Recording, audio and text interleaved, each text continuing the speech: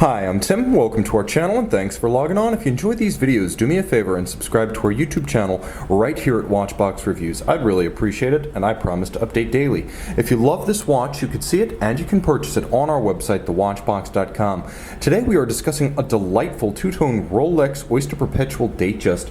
For those keeping score, this is the 116203 with domed bezel, white gloss dial, and roulette date. A lovely yellow gold and Rolex highly anti-corrosive 904L stainless steel medley in 36 millimeters. You can see on my 16 centimeter circumference wrist, this one wears quite easily. 36 millimeters is the traditional Datejust size, and it has been since the first model in 1945. The watch is more of a cushion case than a round case. That's characteristic of the long-running Rolex Oyster profile.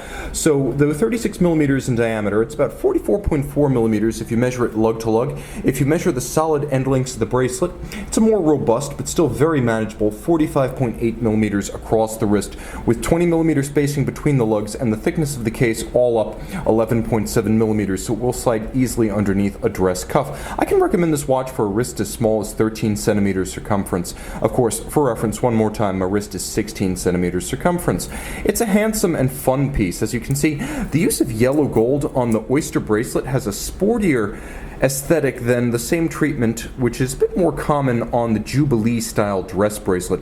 Well, this is no Jubilee. This is the full-blown 3-link Oyster, much like what you would see on a Submariner. It has a handsome taper, polished centers, staggered link alignment, as you can see, satin finished shoulders, outer faces in high polish, and then removable links fixed in place by screws. Now, I will never understand this, but some people buy watches, especially Rolex, and they don't remove the stickers, and they scarcely wear the darn things. Great for you as the second owner, but I feel sorry for the person who never really experienced or enjoyed this watch. Internally, there's a lift lock system, there's a beak, and there's a hook. The two click together, and it's actually, as you can see, it's not a friction fit system. I can't just pry it open. I have to lift and unlock. It's a vertical trigger system, nicely finished inside.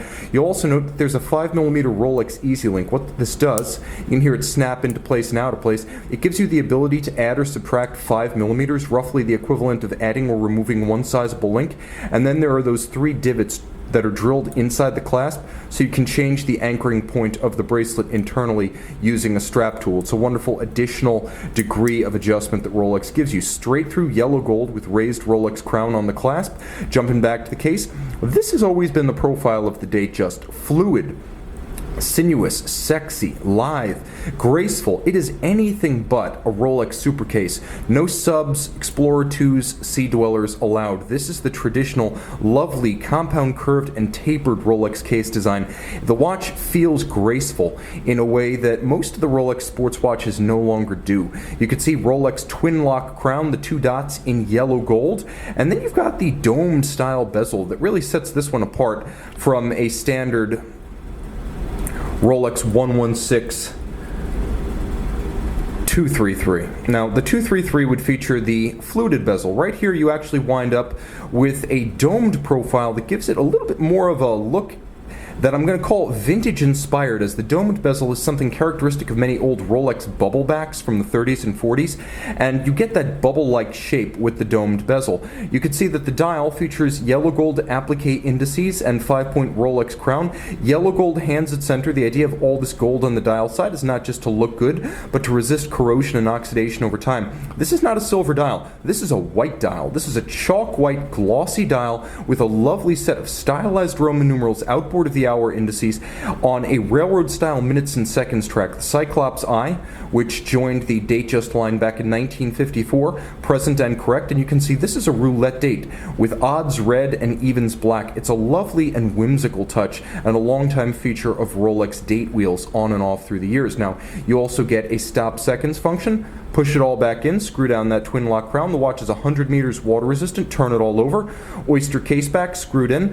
100 meters water resistant. Underneath, Rolex caliber 3135. 31 joules bidirectional automatic winding, 48-hour power reserve, 28,800 vibration per hour beat rate. It is highly shock resistant thanks to a full balance bridge and a free sprung index. It has an overcoil hairspring that helps the watch to keep excellent time regardless of its position on the wrist or your dresser or night table. And of course, the watch able to keep excellent time in every orientation thanks to that handmade Breguet overcoil. It is also submitted for a COSC chronometer certificate, which it receives. Rolex then cases up the certified movement and tests the entire completed watch to its superlative chronometer standard of plus or minus 2 seconds a day or better. That's the substantive basis for that term, superlative chronometer. Finally, the overcoil hairspring itself is a blue oxidized niobium zirconium alloy of Rolex's own creation. The trade name is Powerchrom Blue. Very, very anti-magnetic. It's a full package. A dress watch if you want, a sports watch if you must, and perhaps the most versatile due to its size, looking excellent on a man's wrist or a woman's. The all-round Rolex and part of the canonical Rolex catalog. Part of the canon, the Datejust. See it and make it yours on the watch box. Rolex Oyster Perpetual Datejust by night.